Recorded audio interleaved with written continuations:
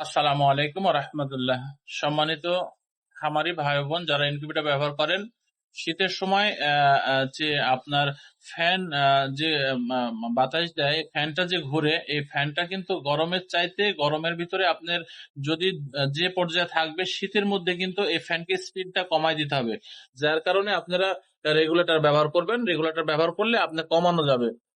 গরমের মধ্যে যদি আপনি ডাইরেক্ট করে দেন, এই যে ফ্যানগুলা, চরকি ফ্যানগুলা, শীতের মধ্যে এসে কিন্তু ডাইরেক্ট ওইভাবে করে দিবেন না।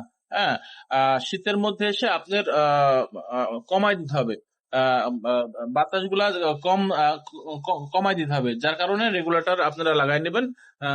দুটা যদি ফ্যান থাকে, ফ্যানের সঙ্গে যে রেগুলেটর লাগানো আছে, বিশেষ করে এই রেগুলেটর গুলো আপনারা লাগাই নেবেন, তাহলে আপনারা কম বেশি করতে পারবেন।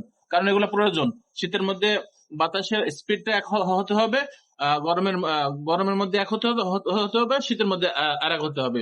এভাবে আপনারা ইনকিউবেটরের যদি এই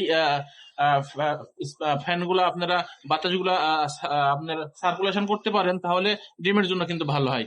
আপনি একই পর্যায়ে গরমেও দিবেন যা শীতেও দিবেন তাই, এইভাবে কিন্তু হবে না। আসসালামু আলাইকুম।